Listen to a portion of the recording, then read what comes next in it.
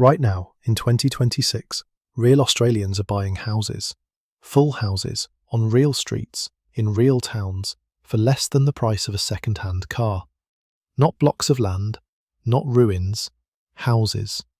We're talking 65,000 Australian dollars, 59,000 Australias.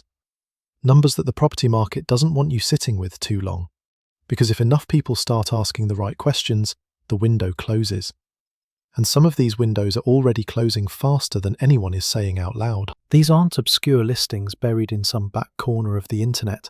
They're live on domain.com.au and homely.com.au, the same platforms Australians use every day to watch Sydney prices climb another 50,000 Australians in a quarter. The difference is, nobody's pointing a camera at the other end of the market. These towns have real history, real streets, real post offices. What they've lost is the industry that made them matter, and that loss is exactly what's created the opening.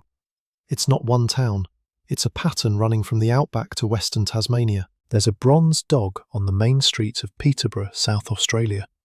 His name was Bob. He was a stray who spent years riding freight trains across the colony in the 1880s, sleeping in guards' vans, begging cuts of meat from rail workers, and becoming the most well-travelled dog in the history of the Australian rail network.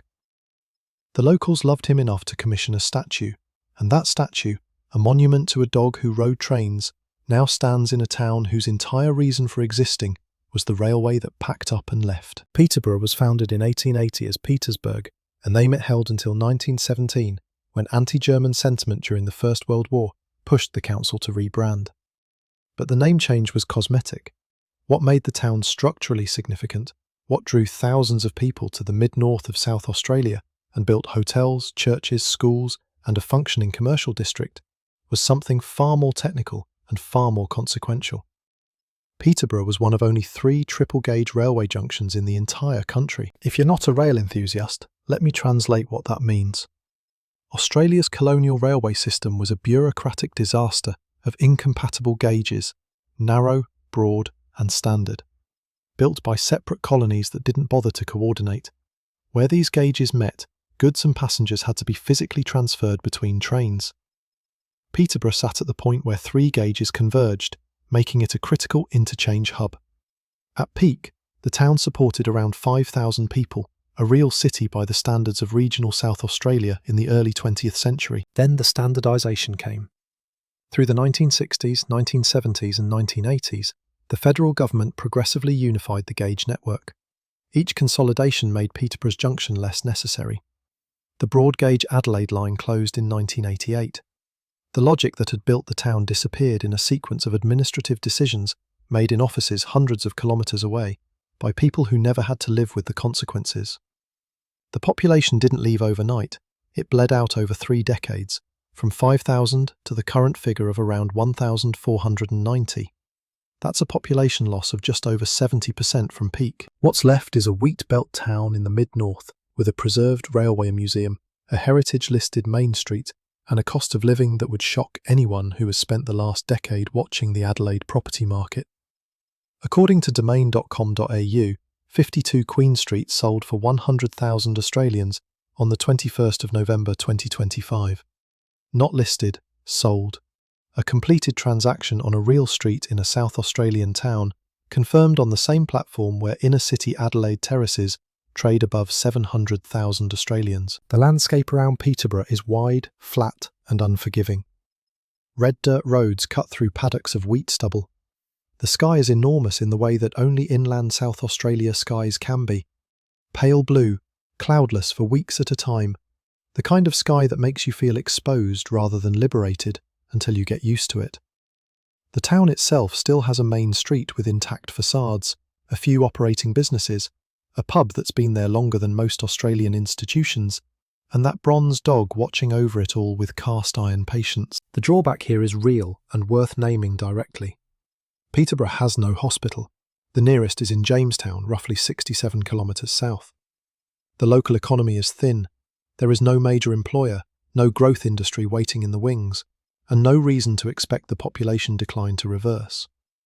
The town survives on agricultural services, retirees, and a slowly growing interest from people who want a quiet life and can't afford anywhere closer to the coast. If you need urban infrastructure, specialist medical care, a wide choice of employment, cultural amenity beyond the pub and the museum, Peterborough will test you. But for $100,000, the Queen Street sale tells you what the market has already accepted. Bob the railway dog has been cast in bronze on that main street for years now, watching the trains disappear one by one.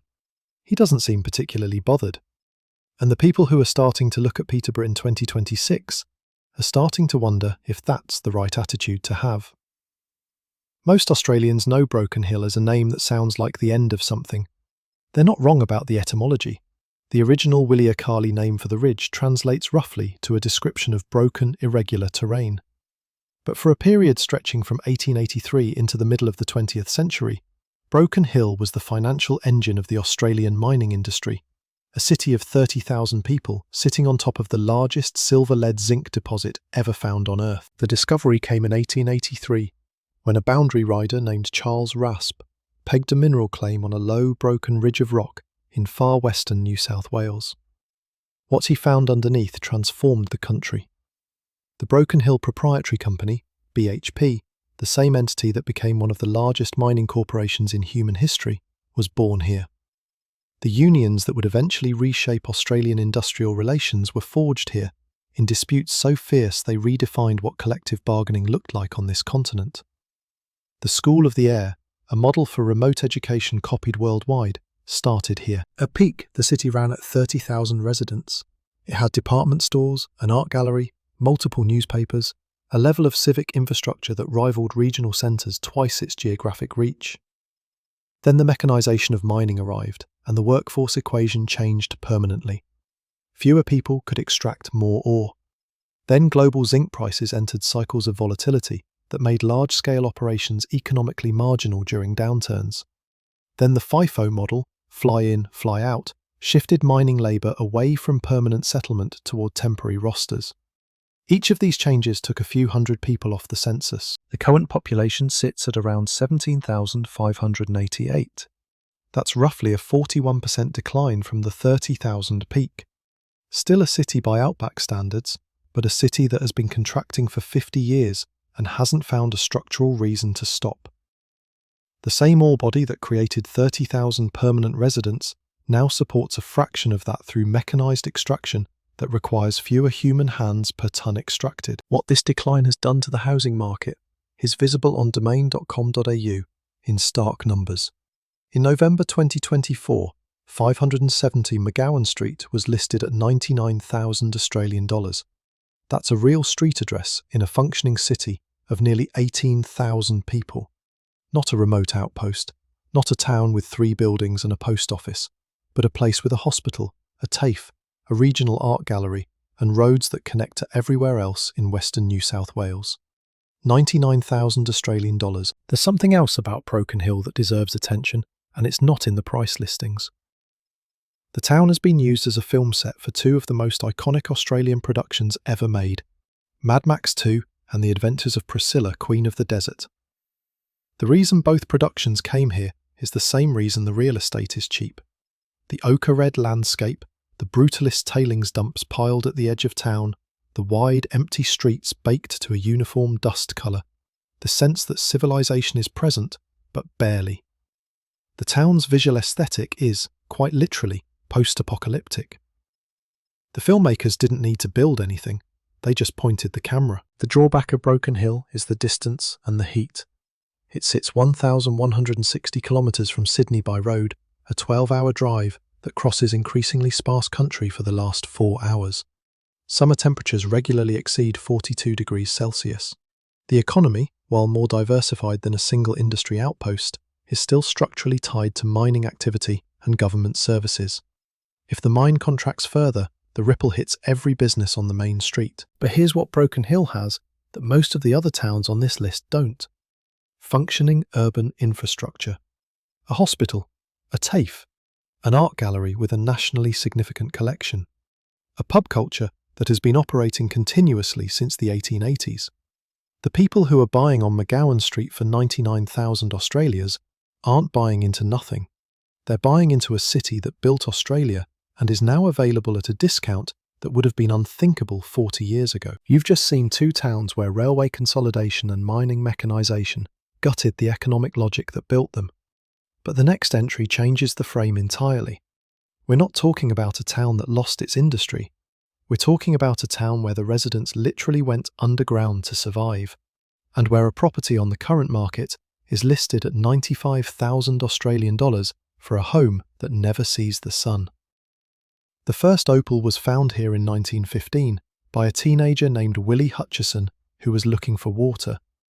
He found something else entirely, a seam of colour play stone that would eventually make this patch of South Australian desert the single largest opal-producing area on the planet, responsible for somewhere between 70 and 95% of the world's supply, depending on the year and the market. What he didn't find was a way to make the surface of this landscape livable. Nobody has found that yet. Daytime summer temperatures in Coober Pedy regularly exceed 40 degrees Celsius, sometimes sitting above 45 degrees Celsius for days at a stretch. The ground is pale and treeless. The wind carries red dust. There is almost no shade. By the 1920s, the miners who had flooded in after Hutchison's discovery had arrived at an architectural solution that sounds like a thought experiment until you actually see it. They moved underground. They carved their homes into the soft sandstone hillsides, creating what are called dugouts, subterranean dwellings that maintain a constant internal temperature of around 23 degrees Celsius year-round, regardless of what the surface is doing. More than half of Coober Pedy's current population, of 1,716, lives in dugouts. This is not a historical curiosity. It is the present tense living arrangement of the majority of the town's residents in 2026. There are underground hotels, underground churches, and an underground art gallery. The town has a functioning surface layer, shops, a main street, service stations, a pub. But the domestic architecture of choice for the people who stay here long-term is a hole carved into the side of a hill. The opal market is the mechanism that controls everything in Coober Pedy, and it is not a stable mechanism. Global opal prices move with fashion cycles, collector demand, and competition from synthetic alternatives. When prices are high, the town fills with prospectors and the hardware store runs out of mining equipment. When prices fall, people leave and the dugouts sit empty. The town has been through multiple cycles of boom and contraction, and the current population of 1,716 reflects a contracted phase that has been running for long enough to become structural rather than cyclical.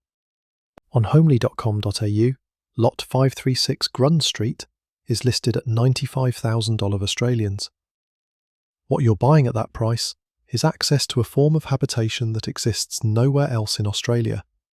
A town where the architecture is defined by subtraction rather than construction, where the home is cooler in summer and warmer in winter than almost anywhere else in the country, and where the population reflects waves of post-war migration that brought miners from across Europe to chase coloured stone in the desert. The drawbacks are severe and compounding. The nearest city is Port Augusta, roughly 850 kilometres south. Medical evacuation by Royal Flying Doctor Service is not an edge case here. It is a standard part of the local healthcare model. The opal market offers no stability. Water is expensive and scarce. Dust storms can reduce visibility to metres. The 2014 flash flood, 115 millimetres in a single 24-hour period, more than 75% of the annual average rainfall falling at once, caused damage that took years to repair and demonstrated that even a landscape this arid is capable of sudden and violent hydrological events. Living in Coober Pedy is a choice made with open eyes, or it's a mistake. But the people who make that choice with open eyes tend to stay. Ask any local who's been here more than a decade and they'll tell you the same thing. The surface looks like nowhere. Underground? It looks like home.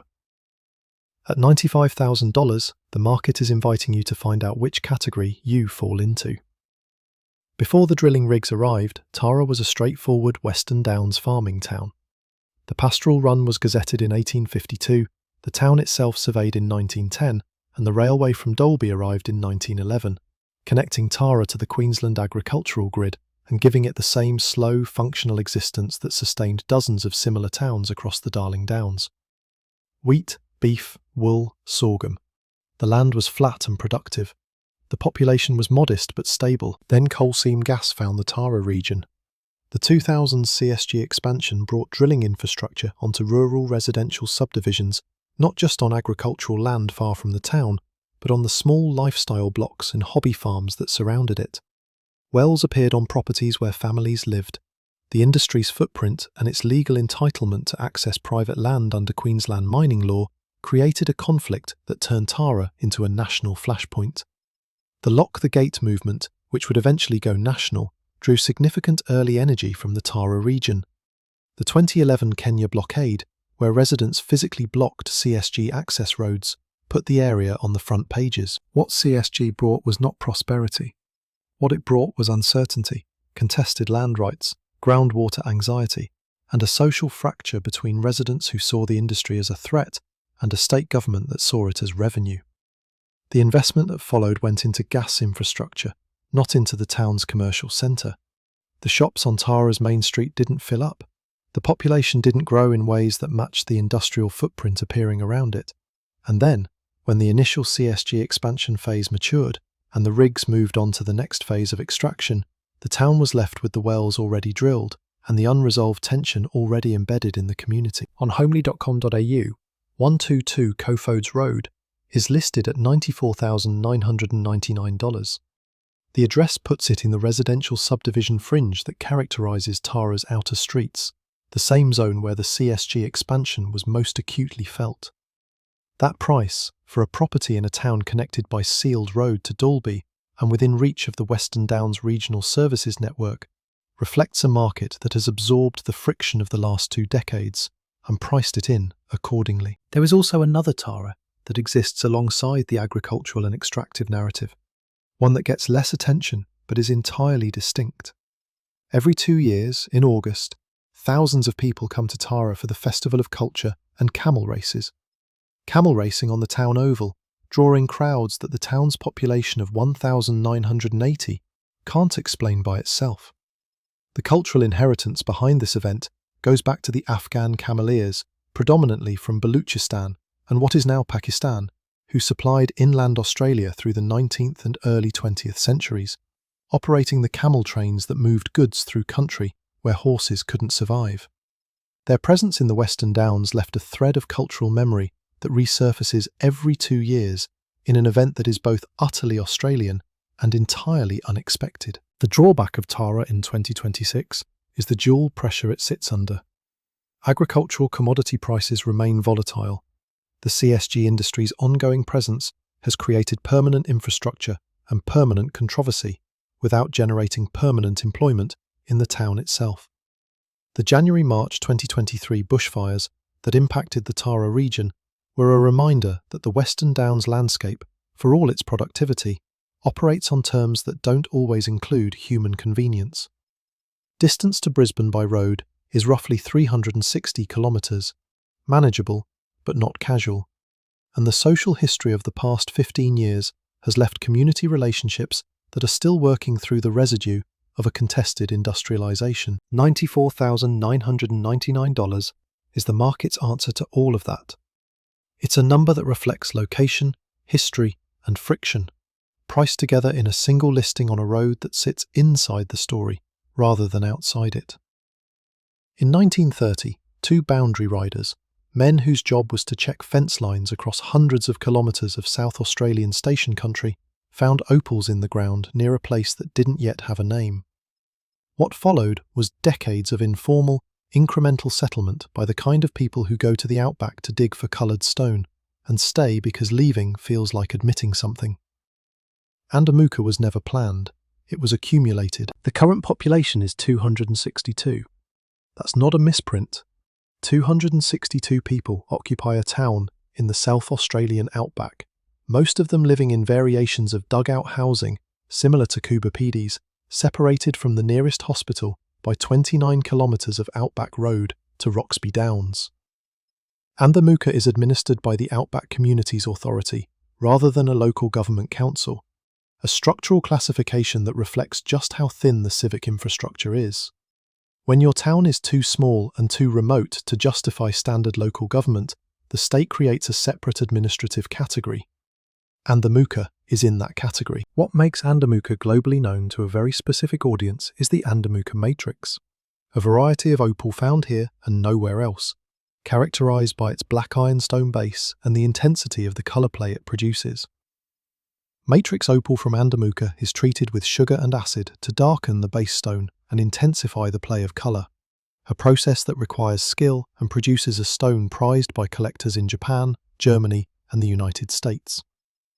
The 262 people who live here are sitting on top of something the international gem market considers rare. The museum in Andamooka doubles as the local shop, the community archive, and the social centre. There is essentially one institution performing 4 functions, which tells you everything you need to know about the scale of daily life here. Summer temperatures hit 30 to 32 degrees Celsius regularly, which sounds manageable until you factor in the humidity below 20%. A desiccating dryness that cracks skin, desiccates timber, and turns every breath into a reminder that you are in an environment that does not naturally support human habitation. On homely.com.au, Lot 359, Horse Paddock Road, is listed at $85,000. The road name itself is a piece of vernacular archaeology. In a town built by people who showed up with minimal resources and named things practically, Horse Paddock Road is exactly what it sounds like.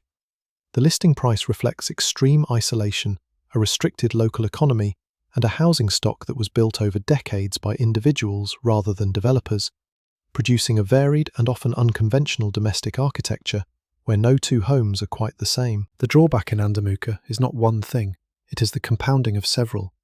No hospital in town, no supermarket in the conventional sense, no employment sector outside of opal mining, and the handful of support services a community of 262 requires. Internet connectivity is limited. Medical evacuation is a real contingency planning consideration, not a theoretical one. The opal market is as volatile in Andamooka as it is in Coober Pedy, and the boom-bust cycles here hit harder because the economic buffer is thinner. What you get in return is something that is difficult to find anywhere else in Australia. A functional community of people who chose a hard life deliberately, who have built a culture around the specific practice of finding coloured stone in red dirt, and who maintain a social coherence despite, or perhaps because of, the conditions that make staying difficult. At $85,000, you are not buying a compromise. You are buying a commitment to a particular kind of life that most Australians will never understand from the outside. Every town so far has lost population, but the next entry didn't just lose people, it lost its entire visual identity to a century of industrial chemistry. The mountains surrounding this Tasmanian town are bare, orange, and stripped of every living thing by decades of smelter emissions. And when someone proposed replanting them, the locals voted to keep them bare. The price on Brown Street? $85,000, but the landscape is unlike anything else in this country. Stand on the edge of Queenstown, Tasmania, and look at the mountains. They are orange. Not the orange of Australian ochre or outback sandstone, a different orange, chemical and absolute, the colour of iron and sulphur, stripped of everything that was once alive on it. No grass, no scrub, no trees, just bare rock, stained in gradients of orange and sulphur yellow and pale pink, rolling back from the town in every direction like a landscape from a geology textbook rather than a lived-in place. This is what a century of copper smelter emissions does to a hillside. The Mount Lyell mine, which began in 1881 with a gold discovery and pivoted to copper after the Mount Lyell Mining and Railway Company formed in 1893, operated a smelter that produced sulphur dioxide at industrial scale for decades. The fumes killed every plant within reach. The heavy rains of Western Tasmania, among the highest annual rainfall totals in the country, then washed the exposed topsoil away, leaving bare rock coloured by mineral oxidation. The result is a landscape unlike anything else in Australia, or arguably anywhere. When the idea of reforestation was eventually proposed, the people of Queenstown voted against it. Not because they didn't care about the environment, but because those bare orange hills have become the town's identity. They are on postcards. They draw photographers from around the world. They appear in architectural photography books as an example of what industrial-era resource extraction looks like when you strip it of euphemism and look at it directly. Queenstown is a town that decided to own its wound rather than cover it over, and there is something in that decision that deserves more attention than it usually gets. The mine that created this landscape and that sustained Queenstown through the first half of the 20th century was suspended in 2014 after underground fatalities. It has not fully reopened. The town's population, which once reached levels that supported the operational infrastructure of a significant mining centre, now sits at around 1,900. The commercial Main Street has vacancies. The pub is still there. The hospital, such as it is, has reduced services, and the nearest comprehensive medical facility is in Burnie or Hobart, a drive of 2 hours or more across difficult mountain roads. On homely.com.au, 9 Brown Street is listed at $85,000 Australian. For that price, you are buying a house in a town that sits inside a landscape of vertiginous strangeness, a place where the visual environment is so specific, so unlike anywhere else, that it creates a kind of cognitive readjustment every morning when you look out the window. The Gordon River is nearby. The temperate rainforest of the Tarkine is within reach. The west coast of Tasmania, which receives weather systems that have crossed thousands of kilometres of Southern Ocean without interruption, produces a quality of air and light that is without parallel in the country. The drawback of Queenstown is isolation and uncertainty. The mine's suspended status means the town's largest potential employer is in an indefinite holding pattern. The road into Queenstown, the Lyell Highway from Hobart, is spectacular and slow, winding through mountain passes that close in severe weather. Winter in Western Tasmania is genuinely cold and wet in ways that the mainland rarely matches.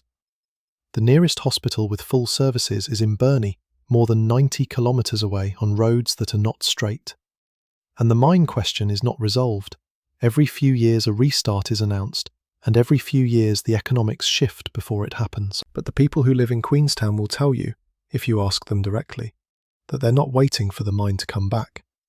They're living in a town that sits in the middle of one of the most geologically and scenically extreme environments in Australia, paying $85,000 Australian for a house on Brown Street, and finding that the things the mountains took from the town in one era are beginning to attract a different kind of attention in another. The phrase entered Australian English sometime in the late 19th century and never left. Backa Burke. It means the absolute middle of nowhere, the unreachable interior, the place so far from everything that using it as a reference point became shorthand for the concept of distance itself. The idiom exists because Burke, New South Wales, earned it, a town 700 kilometres from Dubbo, the nearest regional centre with a hospital and a university, sitting on the banks of the Darling River in the far northwest of the state. Burke was proclaimed as a township in 1862, during the period when the Darling River was the inland highway of New South Wales. Paddle steamers ran wool bales downstream to the Murray and eventually to Adelaide and Melbourne. The river gave the town its purpose, a collection point, a supply depot, a commercial hub for the vast pastoral stations of the Western Plains. At population peak in 1971, Burke held 3,622 people. It was a functioning community with the infrastructure of a genuine regional centre, hospital, schools, commercial services, a court, a police presence, a cultural life built around the rhythms of wool and cattle and river. Then the river started to fail. The cotton industry upstream began extracting at scales that left the lower Darling diminished in dry years and empty in drought years. The 2019 drought brought the crisis to a point that could no longer be absorbed or explained away.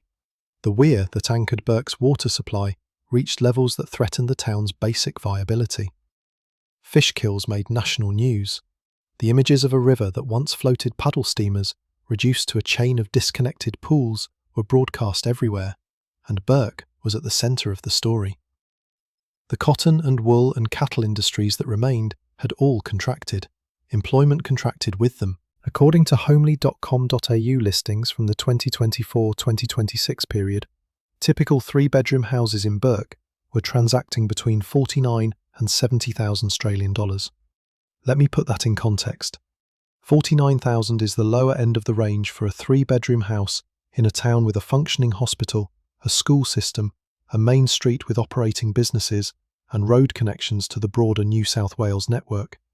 It is less than the price of a new mid-range Australian car, It is less than the stamp duty on a Sydney apartment. The landscape around Bourke is the landscape that shaped the Australian national imagination more than almost any other. The plains are vast and flat, and run to a horizon that seems further away than physics should allow. The light is specific, a white, heatwave quality in summer that bleaches colour from everything it touches, and a golden, angled quality in winter that makes the red dirt country glow in the late afternoon in a way that painters have been trying to capture since the Heidelberg School. The Darling, even in its reduced state, is still a river, still lined with river-red gums whose roots go deep enough to find water the surface doesn't show. The drawback of Bourke in 2026 is structural and compounding. The Darling's water situation is not resolved.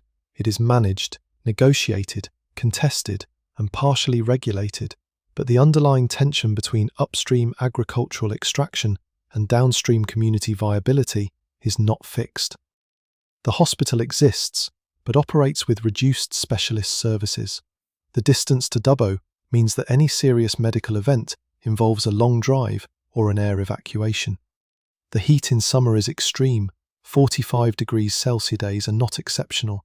Social disadvantage indicators in Bourke are among the highest in New South Wales, a fact that reflects both the economic contraction and the complex dynamics of a town where the indigenous community, primarily Ngemba and Murawari peoples, has been navigating the intersection of dispossession and economic marginalisation for generations. But $49,000 to $70,000 for a 3-bedroom house is a number that the Australian property market of 2026 has essentially no category for, outside of places like this.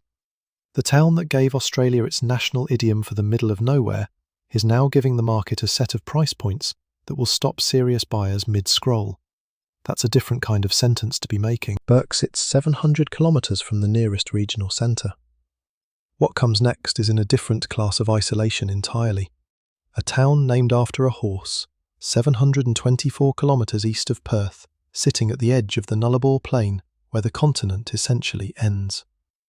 A 2-bedroom house on Downing Street is open at $59,000 Australian dollars. The nearest hospital is 180 kilometres away, and between Norseman and the next stop, there is almost nothing. In August 1894, a prospector named Laurie Sinclair was making camp somewhere in the goldfields of Western Australia when his horse, a grey named Hardy Norseman, began pawing at the ground. The horse's hoof exposed gold-bearing ore. Within a year, the town site was gazetted and named not after Sinclair, not after the gold company that moved in, but after the horse. Today, a life-size bronze statue of Hardy Norseman stands on the main street of the town he accidentally founded. It is the most Australian story imaginable, and it is entirely true. What grew from that horse's restlessness was a gold mining town at the western edge of the Nullarbor Plain, a place that exists at one of the most geographically extreme positions of any permanent settlement in Australia. Norseman is 724 kilometres east of Perth by road. It is the last town of any substance before the Nullarbor stretches east across the continent to Ceduna in South Australia, a crossing of roughly 1,200 kilometres with minimal services. For the purpose of the Australian road network, Norseman functions as a kind of psychological border crossing, the last place to fill a tank, buy supplies, and make peace with whatever is ahead. The gold discovery of 1894 was followed by the kind of rapid development that characterised the Western Australian gold rush. Infrastructure investment by Western Mining Corporation in 1935, a hospital, a school, a commercial district, a population that justified the basic services of a functioning regional community. The town built itself around the mine's operational logic and remained viable as long as gold prices and ore grades sustained it. What changed was not the gold's existence. Norseman still sits on significant geological potential, but the economics of extraction and, critically, the shift to FIFO workforce models that eliminated the permanent residential employment that kept towns like this populated. A current population of 511 is what remains. That's a number that puts Norseman in genuine fragility territory, below the threshold where services justify themselves commercially, and above the threshold where the state withdraws them entirely. The town has a school, it has a caravan park that serves the Nullarbor crossing traffic, it has fuel, because without fuel it would cease to function as a gateway town. The nearest hospital with meaningful services is in Kalgoorlie, 180 kilometres north, a drive of roughly 2 hours on a road that is sealed and functional, but empty and unforgiving in the heat. Annual rainfall in Norseman runs around 276 millimetres, enough to sustain some native scrub, not enough to make the landscape feel generous. The country here is low mallee and saltbush, flat in all directions, the sky pressing down on it with a particular quality of light that renders everything slightly unreal in the middle of the day. Summer temperatures regularly exceed 40 degrees Celsius. The isolation is not abstract, it is a physical fact that structures every decision about healthcare, supplies, and communication. On homely.com.au, 8 Downing Street is listed from offers at $59,000 Australian. 2 bedrooms, 1 bathroom. In the town named after a horse, at the edge of the continent, 180 kilometres from a hospital, 724 kilometres from Perth. I know that sounds impossible. It's not. It's a live listing on one of Australia's standard property platforms, reflecting the market's assessment of what extreme isolation and a contracted gold mining industry do to residential values. The drawback at Norseman is simple and total. You are at the edge of everything.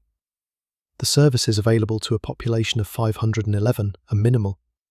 Employment outside of the mining sector and the transit economy is essentially absent. The gateway town model, surviving on travellers crossing the Nullarbor, provides some commercial activity, but creates a transient economic base that doesn't build community in the same way a permanent industry does. If you have a medical emergency at 2 in the morning, Kalgoorlie is 180 kilometres away in the dark. These are not hypothetical concerns. What Norseman offers in return is something that has a genuine and growing constituency. The literal end of the populated continent. A place where the human footprint has been reduced to essentials, where the night sky operates without light pollution across a 360-degree horizon, where the silence is structural rather than accidental. Residents who have stayed here through the contraction will tell you, without irony, that the isolation is the point.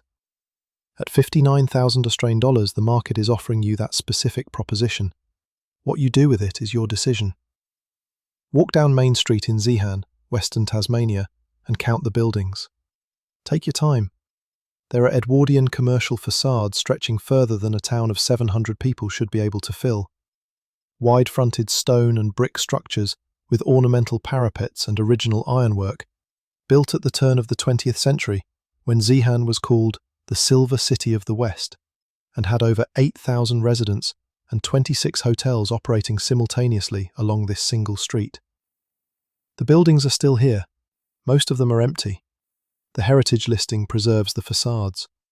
The population that was supposed to fill them is gone, and has been gone for over 60 years. The silver-lead deposits at Zeehan were discovered in 1882, and the subsequent development was rapid by any measure. By approximately 1900, Zeehan had reached its operational peak, a city of the western Tasmanian rainforest at the height of its influence, connected by rail to the coast, servicing a mining population that generated enough commercial activity to justify 24 hotels on a single street. This was not a camp, this was a city. At its height, Zeehan was the 3rd largest town in Tasmania, trailing only Hobart and Launceston. Let that sit for a moment. The 3rd largest town in an Australian state. The collapse was not sudden, but it was complete. The Oceana mine's closure in 1960 finished what earlier contractions had started. By the time the silver-lead mining base had fully exhausted its economic momentum, Zeehan had lost the critical mass that sustains urban infrastructure. Hotels closed one by one. Businesses relocated to larger centres. Families followed employment. The railway eventually ceased passenger operations, and the population settled into what it is today. 700 people living in a town built for 8,000, with a main street of heritage-listed buildings that stretches further than any current commercial need could justify. The mathematics of that contraction are striking. From 8,000 to 700 is a loss of 91% of the peak population. More than 9 out of every 10 people who once lived in Zeehan have left, across the span of a century. What remains is a town that has preserved its built form almost by default. The buildings were too solid to demolish cheaply, The heritage listing eventually protected the most significant ones, and the current community has developed a relationship with the architectural evidence of what came before that is part archaeological, part civic pride, and part unresolved grief. On homely.com.au, 5 Federation Court is listed at 65,000 Australian dollars. The street name is doing significant work here. Federation Court, in a town that was built at Federation, in a country that federated in 1901, while Zeehan was at or near its peak.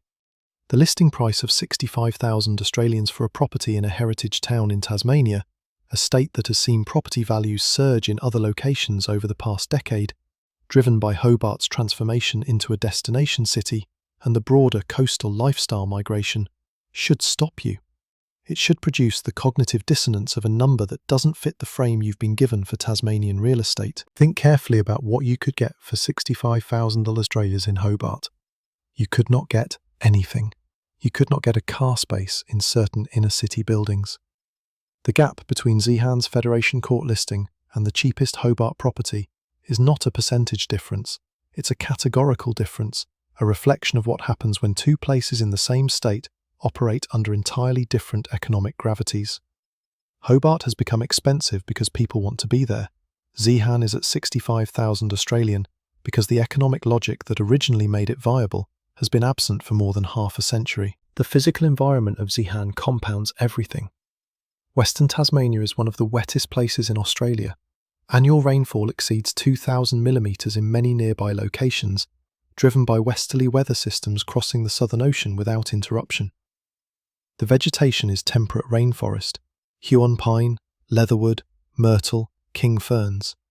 The landscape is dense and green and cold in a way that is almost completely alien to the Australian national image of dust and sun. Zeehan sits inside that landscape like a preserved specimen, a Victorian and Edwardian streetscape surrounded by forest that has been slowly recovering from a century of heavy industrial activity. The nearest hospital is 28 kilometres away in Queenstown, which you now know is itself a declining mining town, where the mine has been suspended since 2014, and the nearest comprehensive medical facility is another 90 plus kilometres beyond that in Burnie. You are, if you choose Zeehan, in a chain of dependencies. Your nearest hospital is a town in its own kind of trouble, which then depends on a larger centre 2 hours away on mountain roads. That is not a theoretical inconvenience. That is the actual structure of healthcare access from Federation Court in 2026. Winter in Zeehan is cold and persistently wet. The town receives serious rainfall in every month of the year. There is no dry season to offer relief. The isolation from Hobart is substantial. The drive takes roughly 3.5 hours on roads that require concentration, crossing mountain terrain that closes occasionally in severe weather. Employment in Zeehan is extremely limited. The mine is gone. The hotels are gone. The commercial district is largely empty.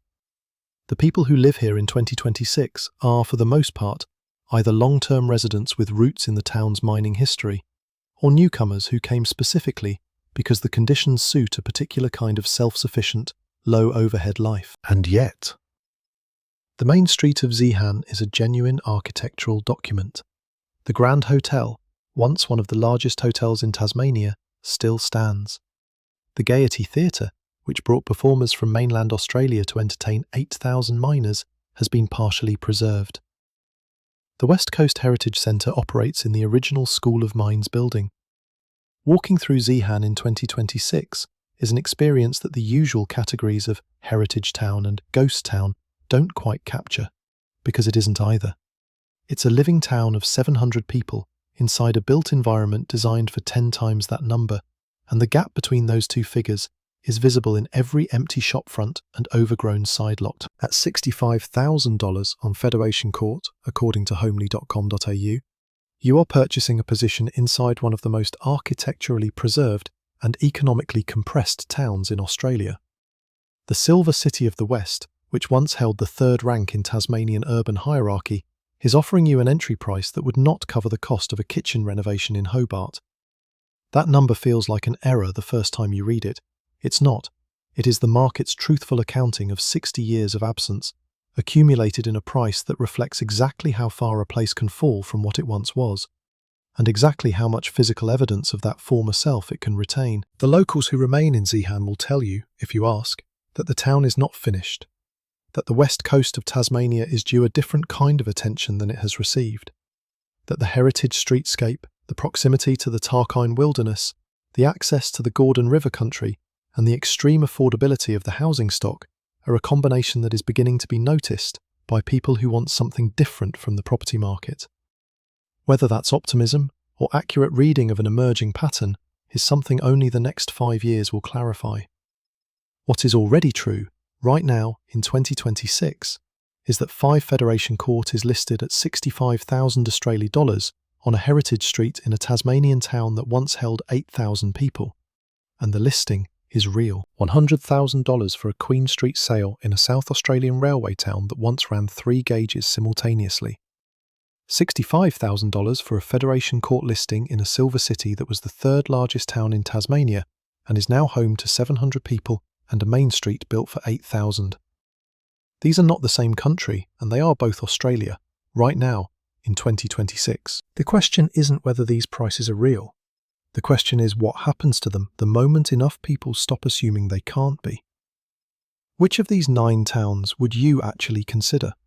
And what would it take to make you move? Leave it in the comments. And if this kind of research is useful to you, subscribe.